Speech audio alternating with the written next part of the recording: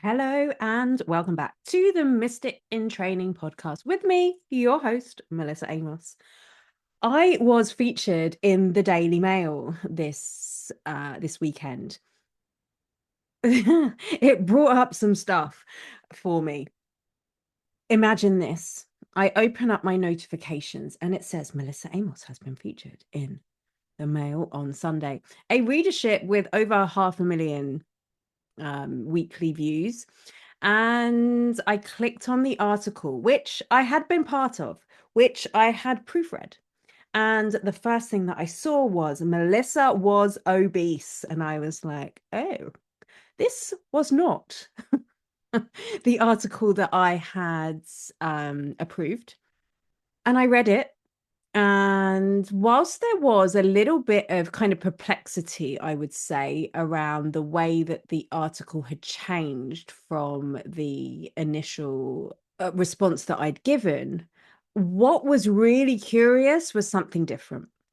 So let me give you some backgrounds. I had Invisalign, which is a clear alignment treatise, which if you're watching online, you can see them here.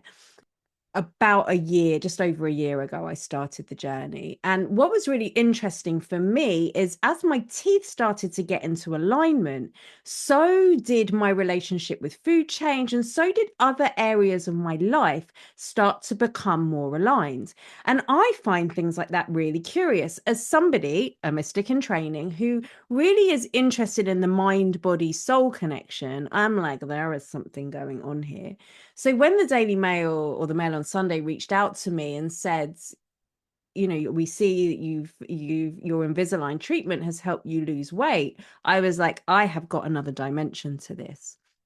And so we spoke a lot about how, as I started the treatment, having the brace in, which you have to take out every time you eat, gave me this like barrier or this stop gap between the feeling of wanting to eat and actually putting food in my mouth. Now, it wasn't that, I don't think, that actually caused the subsequent weight loss, which has been around about 2 stone and a complete rebody composition, FYI. But it was what I did with that stopgap. I started to ask myself some really interesting questions, like what is it that my body is really asking for? Because food is a really interesting and powerful way of regulating our body. It does so much, not just that, like the deliciousness of the food, not just the act or the ritual of, creating your food and eating it. And, especially when you're going for kind of snacks, it's often like sweeter or like, quite satiating. Or whatever it is, which does a whole load of chemical things to your body, but also the act of chewing, which releases the jaw, which coincidentally or not, was one of the reasons why I had to have Invisalign, because I had a jaw clench. But also, even the act of swallowing just activates the vagus nerve. So there's all of this stuff going on here, which all goes on below the surface. So what I was doing before I was taking my brace out, I was asking the question, what do I need? And quite often that need was comfort. If you've listened to my episodes in the past, you know that that's a journey that I have been really intrigued about, my need for comfort, like many humans. But this work that I did in between the wanting and the acting was the real thing that began to change not just my relationship with food, but my relationship with myself, how I knew myself to be, what the signals in my body were actually really asking for. And at the same time, I was asking myself, how do I live a larger life? How do I live a more truthful life? How am I coming more into alignment with what I really truly need? And the journey that followed from there, yes, resulted in massive weight loss, really, and a whole recomposition of my body and my muscle mass and my visceral fat and all of these things, but also my cortisol levels. Why? Not because I was eating less, but because I was tuning in.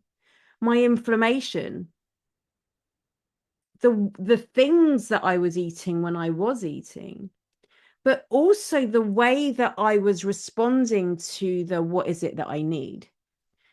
because sometimes it was food and I wasn't restricting, and they did bring that up in the article that I never felt like I was restricting myself. And it was when I really tuned into what is it that I'm really wanting, needing, what my body's asking for, and I asked what was going to be the best thing that I could do for that. It was supportive systems for my body, which might have been movement, which might have been walking, which might have been like self-regulation practices like stroking my arm or breathing or sighing. It might have been yoga, which is one of my favorite practices. It might have been drinking more water or electrolytes. It might have been a different kind of food that I was craving. Also, though, I found I was doing a lot more writing. My Substack blog started to happen, and sometimes it was private writing, sometimes it was more poetic, sometimes it was what you read on my Facebook. But really, I was being asked and invited to move more into my subconscious, to move more into what's really going on under the surface. And as I began to progress through that, I just found myself becoming more grounded in myself. I felt better, of course, because I was carrying less weight, maybe, but because I was feeling like, yeah, I know what I want. I know more now about what's driving my behavior. Because it wasn't just food, it's also, the other things, the other habits that we have, the kind of disassociation and the mindlessness that we can do, the sabotage, the procrastination, the self-destructive stuff. And I'm not going to sit here and say I don't do any of those things, because of course I do, and sometimes they're needed. We shouldn't be on all of the time. But the awareness and the knowing of it really began to change. Now, here was the thing. When I opened the article and I read it, and I was like, well, I don't know if I want 500,000 people to know that I was obese and that I have lost 2 stone. And I realized that I didn't hold any shame around it. I also realized that I didn't really have an emotional response to it. And in fact, I screenshotted the headline and shared it on my social media, which brought up a lot of comments. A lot of people were like, what, you were obese? I'm like, clinically, yeah. But I'd also done a lot of work on that, on the numbers and what my what my effect on gravity actually means about me, right? And being born in the 80s, there was definitely a lot of subliminal and not so covert messages around weight and what's acceptable and what isn't. But as I was reading that, one of my friends messaged me and she was like, Mel, have you seen the comments? Don't look at the comments. Now, you can't say that to somebody, because of course the first thing I then did was like, what are the comments? And so I went on, and the comments were I mean, you can imagine the Daily Mail anonymous comments. They were interesting. Some of them were personal, some of them were pretty dismissive, some of them were quite reductive. But what I noticed as I was reading them was they didn't really land. There wasn't really anything in my body that was like, oh no, now I must do ABC.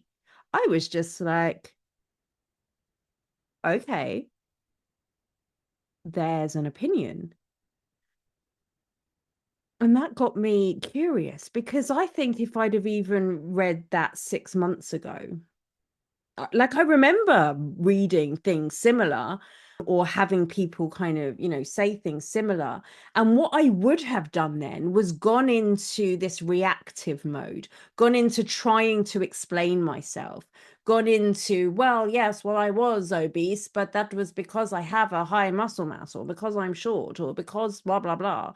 Because I'd hit my 40s, or like whatever it was that I thought needed to be explained. Or I'd have gone like really defensive and like felt like I needed to like hide from the world or argue back or, insult them because they've insulted me. But none of those reactions came up for me. And it actually wasn't until about 2 days later I thought, I think I should record a podcast on this because it's interesting. Now, the universe works in some really curious ways. So these last couple of weeks, I have been sharing my channeling. And if you've never seen me channel, it is quite a vulnerable state to be in. People kind of don't get it. If you don't get it, you don't get it. And it is a bit weird, isn't it? And I've been doing it live to the public. It's something that I usually only do in my inner circle soul space where everyone's on board and, like it can be open and free. But I put it out there and told people that I did it and put reels on and all of these things. And so at the same time as this article coming out, I also had some very interesting opinions come up on my wall or in my inbox or on my YouTube channel about what I was doing and, the validation of it and whether or not I was giving my power away to somebody else and kind of questioning my work and the validity of what it is that I do.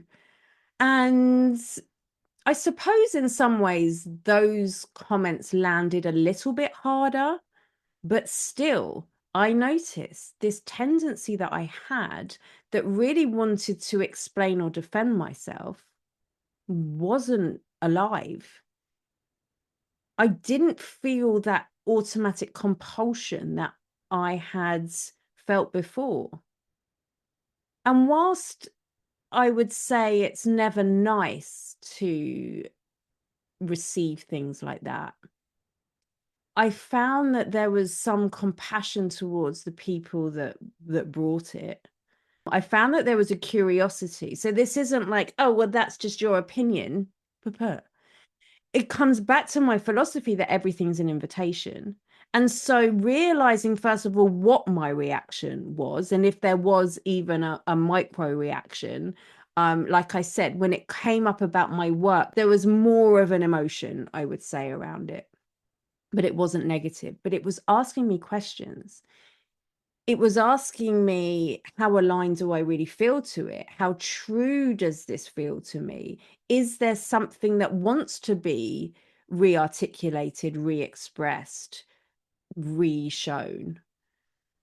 Because when it came to all of the work around like how I look and what I eat and all of those things, like I know so well how grounded and true and what the journey I've been on has been. When it comes to my work, I'm like, I know the impact that this can have on other people. And one of my things is like, am I articulating it well enough so that people can really understand the transformation that's possible? And so that became the question that I had. Am I articulating this well enough? Not, am I doing this good enough? Should I change it? Do I need to explain myself? Whatever.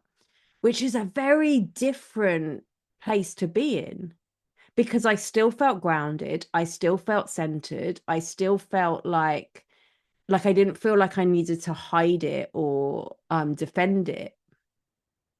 But the biggest realization of it was that I realized through my journey over the last year to 18 months, I've done so much work on trusting myself and believing in myself and having that alignment with my soul, my mind, my emotions, and my body, that what I was subsequently doing was I was building up my identity so that I could handle the level of visibility that this work requires. And I didn't even realize that that's what I was doing. I was building my repertoire, I was building my consciousness, I was developing my spiritual intelligence, I was bringing on board my mind and my body, I was asking myself some big questions. I was creating a separation between trigger, hunger, and response, eating, and asking something very potent in the middle of that. And through all of that, I feel like my expression has improved. I feel like my groundedness has improved. I feel like the way that I show up and what I will tolerate and what I won't, what I will stand for and what I won't, my boundaries, but also other people's opinions and how they affect me or not have all changed drastically. And this is the soul path, because there's part of us, and if you listen to my channeling last week, which is all available on my YouTube channel, I'll pop the links in there, you'll hear how they began to speak about how we can so easily give our power away, how our center, which they explained as our solar plexus, our inner fire, our central sun, if you like, can quite easily, through empathy or through, you know, loose boundaries or through what we feel, how we feel we need to react to circumstance, can then kind of go into the other person or into the other place. And then what happens is we begin to orientate around what it is that they want and what it is they need. And then we subsequently abandon ourselves and we get really confused about what's the next step, because our center isn't within us, it's somewhere else. And so this work of continually coming back, not just in the body and not just energetically and not just my thought patterns, but all of them showing up together, creates this like ecosystem that orientates around the truth of who you are. And when you orientate around that, like amazing things happen. This journey was never how do I hold the person so that I can become more visible, but my soul has been guiding me into higher visibility, which led me to this article, which led me to these comments, which have led me to channeling publicly, which has led me to this podcast and to being on stages and to the other things that I'm working on at the moment, and even creating my own healing modality, which also has generated opinions and discussion topics, let's call them. But the me that sits in the center of that has never been so assured, not arrogant, not like, well, I know best, so you don't, but this willingness to be able to receive somebody else's opinions and inquire about whether that's something that wants to be worked on or wants to be activated on. And the truth of, well, like, this is who I am and this is how I serve. And that's it. This is who I am and this is how I serve. And I'm continually evolving. There's always information coming in and coming through. But this visibility, this way of continuing to be able to express what I know to be true, even when I don't have outside validation, has been massive. Because then you give yourself permission to truly express from your heart, from your soul, from love, from your life force. And isn't that the path of the mystic? To have a willingness to have your mind expanded on, but also being so grounded and true in what it is that you believe, that nothing's going to throw you off center. And for me, as someone who's empathic and somebody who has spent time in the past wanting to be validated and wanting to be told that, I'm exceptional, and somebody who does something that is quite different to the norm. I was at a party last weekend but I didn't know anyone. I knew like two people in there.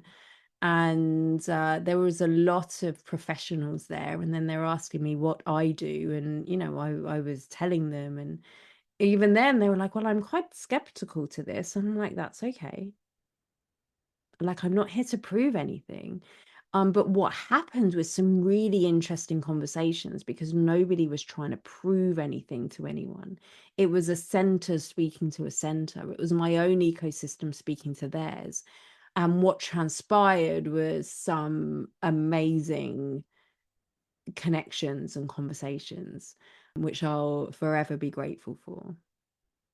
And so I share this to really help you understand that the inner work really does affect the outer work.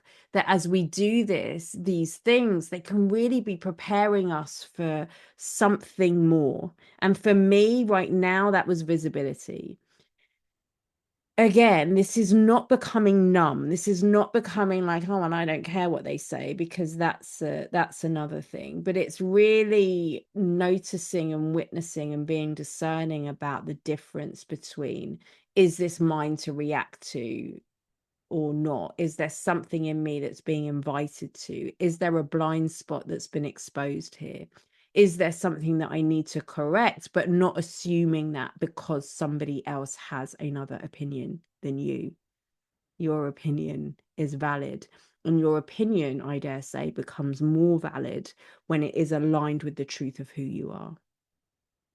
Maybe it's the Invisalign. Maybe it is literally the way my teeth began to move in my mouth, and how different meridian lines and all the other things have been changed. And when this external structure began to change in my mouth, and the way my jaw was aligned and all of these things, that my internal structure changed with it.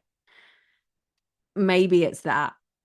Maybe it's how I approached it with this spiritual intelligence that then allowed this to happen. But either way, you don't need Invisalign to create more alignment in your life. It's asking that question. It's developing that relationship between how you feel, what you are, the questions you're asking, what you're willing to receive, and what you're willing to express. And ultimately, this visibility journey is more about not being indifferent to criticism, but developing the resources so that you no longer abandon yourself when somebody has a different opinion to you. I will see you next time.